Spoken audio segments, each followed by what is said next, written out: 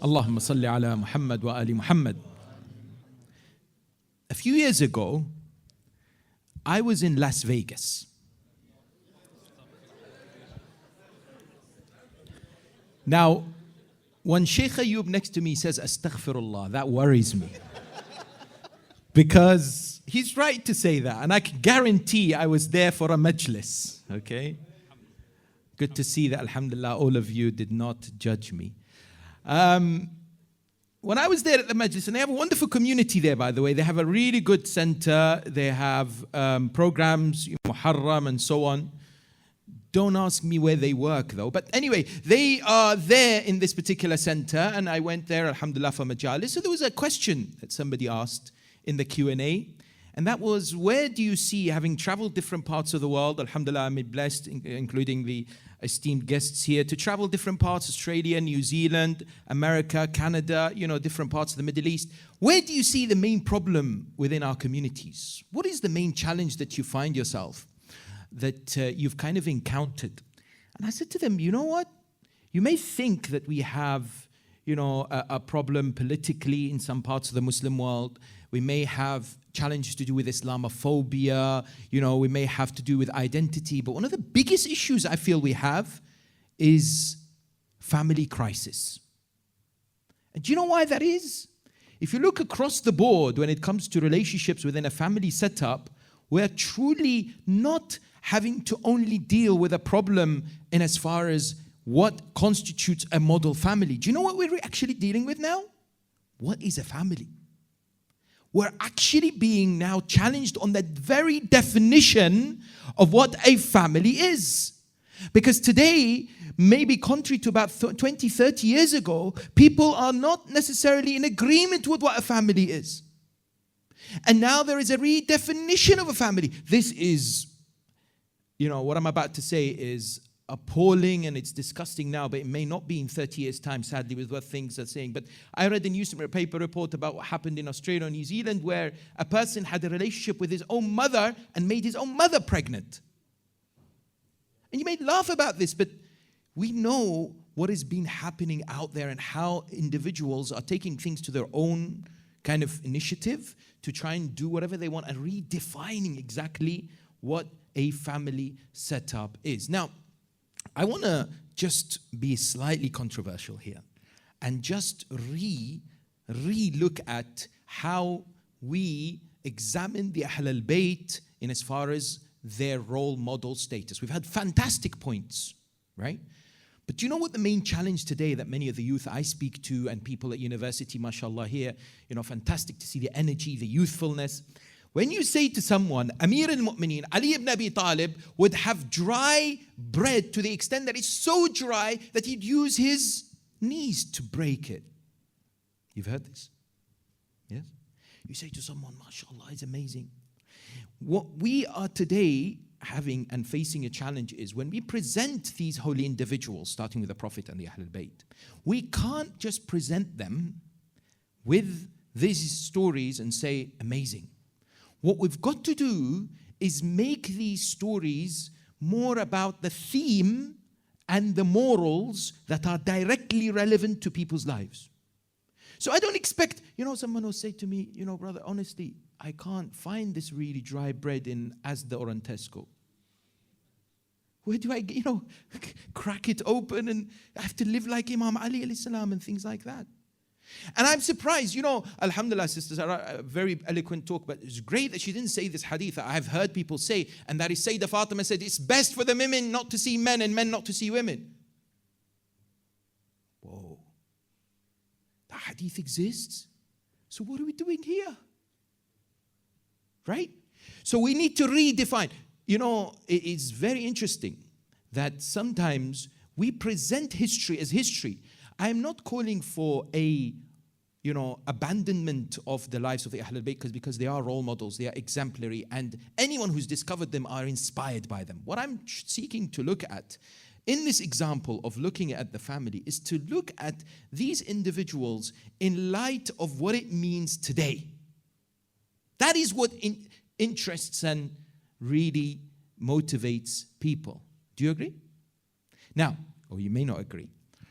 Maybe this needs a bit of elaboration, but I'll leave that to the Q&A, as I've promised to talk about 4 or 5 minutes, but I've been just given an extra 10. Right. I want to ask you a question because I know you've heard a lot. So this is university. I feel like young again, going back to university. It's been a while. Actually, no, I was at university a month ago, but that's fine. It's been a while since I've come to City University. But I want to ask you a question here. In the view and then the lens of Islam, what constitutes the best? Shout out. The best. Who's the best? No, not as a human being. What shall I do or shall I have as a quality that I could be considered the best? Akhlaq. There are people saying akhlaq, morality. Anything else? Patience. Huh? Rida means to be satisfied. Yes. Grateful is shukr. Just added one for you there. Right. What else? If I want to be the best in the eyes of God, what do I have to have? Hopefully everyone knows. Taqwa. Anything else? Sisters here? You may be practicing the art which I have developed. I don't know, Sheikh, if you've seen or Sister Zara. There's an art that people have developed, and that is to sleep while their eyes are open. So I don't know if that's the case, in majalis. But is there a quality that you think we must have to be the best? That hasn't been mentioned? Taqwa, akhlaq, submission. Is that all? Huh? Zuhud, asceticism. Yes. All these are very, very important. Funny enough, the Prophet of Islam says none of this. Niyyah is great. These are all great. These are all amazing. The Prophet of Islam one day asked Bilal, recite the adhan. It wasn't time for salah. People were bewildered. What on earth is going on? He went on the minbar. It wasn't time for prayers. They didn't expect a lecture. He sat there and said, خَيْرُكُمْ لِأَهْلِهِ. The best amongst you is the best in their family relationships. Wow. Right? Now, this requires the taqwa and the akhlaq and the submission and the qualities that have been just mentioned. But notice how the religion of Islam says there is no institution more sacred, more blessed than a family setup. Family setup is so crucial. And it's perhaps one of those things that we have to hold on. Now, this crisis that I talked about, do you know what's happening? I'll tell you what's happening. A crisis is parents disconnected with their kids. Kids 24/7 on their phones. They don't talk much. When they're eating together, people are what? On their gadgets. There is a crisis in terms of what? In terms of marital relationships, husband, wife, for example, right? There is a crisis in terms of siblings and other forms of relationships whereby people, for example, are not interested to have a good connection with their outer family, extended family. Salatul Raham, enjoying good relations with relatives and blood relations, right? There is a potential catastrophe that is on the verge. And you might be thinking, I'm exaggerating. But I deal with a lot of family problems. I deal with a lot of marital cases. In fact, on the way here, driving here, I was speaking to a sister for about 45 minutes because of her issue to do with her husband, and she wants divorce and everything else. So it's live, right?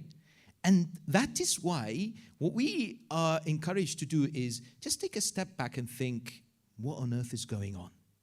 Why are we facing all these challenges? And how can we be inspired by these individuals through the morals that we can extrapolate in order to understand how to go forward? I'm just going to mention 3 things and then I'll end, inshallah. Okay? So I have a deal here. 3 things, hopefully one every minute. Not really. I'll try. 3 things, okay? Number 1 is with regards to the most favorite dua of Imam Ali alayhi salam. Anyone can tell me what was one of his most favorite supplications? Any ideas? I'm determined to make this interactive. Dua Kumail, mashallah. Not the right answer. Well done for trying. But Dua Kumail is from Amir al-Mu'mineen, no doubt. But we have narrations that says he loved this dua. He himself used to recite it a lot. A lot. And this could be a moment where most people say, oh wow, I never heard this before. Any ideas? A dua that was beloved to the commander of the faithful? It's a dua from the Quran. Chapter 25, verse number 74. And it's probably one of the most important du'as relating to family setups. Right? Memorize this if you want to get married. Memorize this if you're married. Memorize this if you've got kids. Memorize this if you've got grandkids. And if you're not in one of those categories, what on earth are you doing here? Okay? This is a phenomenal dua. وَالَّذِينَ يَقُولُونَ رَبَّنَا هَبْ لَنَا مِنْ أَزْوَاجِنَا وَذُرِّيَّاتِنَا قُرَّةَ أَعْيُنٍ وَاجْعَلْنَا لِلْمُتَّقِينَ إِمَامًا. Allah subhanahu wa ta'ala says, do you know how we can judge or come to a conclusion about the success of a human being? It's not how they appear in public. You know, I could be very rosy, very friendly in the Husayniyah, in the mosque. You see people, mashallah, smiling at university. Great, right? The real crunch is how you are at home. The real essence is how your relationship is with your parents, with your siblings, if you're married with your wife, with other family. Because that determines, because that's the hardest. You know, mashallah, we have some people who are smiley, wonderful in front of others. The moment they walk in the door, they're like a tornado. A dictator has just walked in, right? Terrible in everything that they particularly do. And this is not necessarily only men, it could apply to anybody out there, right? Now, what does the Quran say here? The Quran says, the best amongst you is the one who has vision, who is planning for the future, and says, Ya Allah, please, I want someone as a wife or a husband and children who gives me coolness of the eyes. Do you know what that means? Comfort. Coolness, qurrat a'yun means, you know, when you shed tears out of happiness. That's what it means. Now the Quran says one of the best descriptions of Jannah is the fact that people will have comfort in their eyes. So it's saying that have a happy, successful, sound, strong family setup, you're there. That's why half of the journey to paradise is marriage. Can you imagine? That's essentially what we're looking at. We're looking at a setup that truly empowers the human being towards success, right? Now, this ayah, apparently the Imam alayhi salam used to recite a lot. I believe personally, having looked at this verse in depth, is a dua that was answered by Allah for the commander of the faithful. Because the commander of the faithful has the best wife and the best children. And notice, the ayah does not ask for successful children. Does it? It doesn't. It says, وَذُرِّيَّاتِنَا. ذُرِّيَّاتِنَا is not أَوْلَادِنَا. It's not أَطْفَالِنَا. It's not I'm not asking for good children. What am I asking for? I'm asking for generations of greatness. I am planting the seeds for some spectacular positive change in society. My family unit is going to be the best, or I'm going to work towards the best. Now, the first point, very quickly, out of the three, that is tremendously inspirational from the life of Sayyidatun Nisa, peace and blessings be upon her, the mistress of the women of the worlds, Fatima, the lady of light, is this, that she and Amir al-Mu'mineen applied the last part of the ayah brilliantly. Do you know how? Role models. They talk the talk and walk the walk. Do you know how they did that?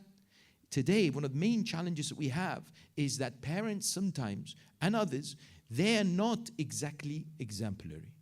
They're not exactly doing what they're talking about, right? So, to be role models, to do what we're saying is one of the issues that sometimes we face, right? So, for example, today we have many people in a family setups, they're saying, you know, have good relations with your, for example, cousin. Make sure you don't break down, as far as talking with someone in a bad way. Make sure you don't watch this, pray on time. How are parents manifesting this when their children are looking at them, right? See, Ibrahim in the Quran, one of the great role model parents, do you know what he says? He says, وَجُنُبْنِي وَبَنِيَّ أَن نَعْبُدَ الْأَصْنَامِ. He says, Ya Allah, please, I ask you, I beg you, stop me and my sons, my offsprings, from worshipping idols. Ibrahim, Kalimullah, the one who is an ummah, says, Ya Allah, please, me. I'm starting with me. Please help me to stop worshipping idols or not worship idols ever, right? Wajnubni, protect me from doing this. So it starts with ourselves, right? So I realize a lot of you here perhaps are not married or thinking about, potential in the future. What you've got to be thinking about is when you're finding someone as a potential spouse is this, that you're looking to build a legacy.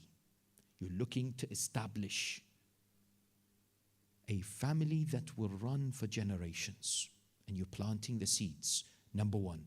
Number two, what we're not doing as a family setup as much in today's world, that is really crumbling, is what? Is setting the goals, understanding what we're here for, right? And do you know what the problem today is? It's become materialistic. Everything is about, couples, they speak and the kids are listening. I am not getting enough money, it's COVID. I am suffering because I have to pay $9.99 for Netflix every month, right? Or I'm doing this. And the kids is listening and thinking, life is all about making sure I have enough money. So the goals that are being set by the parents, the couples, the family set up is all about materialism, is all about what I can get and what I can't get, right? We haven't set the right bar, isn't it? Look at Ali and Fatima. You know how they led by example? And the second point, how they set what the whole objective is? Quran tells us. 3 days, you all know the story, yes? وَيُطْعِمُونَ الطَّعَامَ عَلَى حُبِّهِ مِسْكِينًا وَيَتِيمًا وَأَسِيرًا. Yes, that they would give their money, the food on 3 consecutive days despite fasting to the yatim, the orphan, the poor person, and the captive, who very likely was not a Muslim, by the way. Anyway, so they led by example. And another occasion, we are told that Amir al-Mu'mineen brought a person home. When he brought a person home, that person had no food, he was hungry, and there was no food in the house except for one person. So they had not eaten. Fatima, Ali, Hassan, and Hussein had not eaten. And so what happened was, Sayyida Fatima, leading by example, highlighting the objective. Do you know what the objective is? To serve, to give, to see others before ourselves. Altruism, self-sacrifice. I personally believe, I have not seen this opinion from many scholars, it's a humble opinion of a student of Islam. If someone had knocked on the door of Fatima and said, give me fadak, she would have given it. The self-sacrifice is altruism, because she gave her wedding dress on the eve of her wedding. She gave her necklace on a famous story. She gave her the food on 3 consecutive days. She would give, right? Role model. In terms of what? Objective. What is my objective? To serve Allah through serving others. Families today need to learn and nurture that. You need to nurture and crush this self-centered, egocentric thinking that it's all me, right? We need to encourage our setups to be more thinking about others. And the final, last point I'd like to mention as people who would like to be inspired from this great lady and what she stood for in every essence of her existence and her beautiful relationship with the commander of the faithful is this. We have not been able as necessarily to master in family setups, especially between parents and youngsters, especially when it comes to husband and wife, the art of love. Love we talked about a lot. Everyone says mawadda, meaning action that is demonstrated through compassion, right? That is a key prerequisite for a strong family setup. But what is unfortunately not happening is this. People are too busy. How many times, and this is usually applicable to men more than women, because Allah subhanahu wa ta'ala has given women this amazing ability to be compassionate, to maybe listen a little bit more. But for our brothers, right, a lot of the times, maybe here, you can relate to this when it comes to your fathers or your grandfathers. What is happening is sometimes people are too busy, they work, they come back home, watch TV, go to sleep, etc. There isn't that investment in their children as far as how many times do they sit with them, converse with them, listen to them, go out with them, play with them, etc. Right? It's like a metaphor that's given, it's like a wall. You're there for a purpose, and that's just to provide for the house. So one of the key things that what's not happening is effective listening between the parents and the children, or between the father and the child, for example, right? So this mawadda needs to enhance, this love needs to enhance. The way we talk to each other as a family setup sometimes oozes with conflict, oozes with, I want to bring that person down. There's a lot of egos that's happening, right? So just wanted to highlight some of these things. Sayyidah Fatima and Imam Ali alayhi salam, she would say to him, I've never upset you. He says to her, may Allah bless you. You never made me sad. You never made me upset. And when one day he entered the house and he saw that she wanted a pomegranate, he would do whatever it takes to get her a pomegranate. Right? That going an extra step in our lives is something that we need to learn from these holy individuals. May Allah subhanahu wa ta'ala bless you all and bless our family setups. Allow us to protect it, to work hard to ensure that it stays strong and it is indeed exemplary. وآخر دعوانا الحمد لله رب العالمين وصلى اللهم على محمد وآله الطاهرين.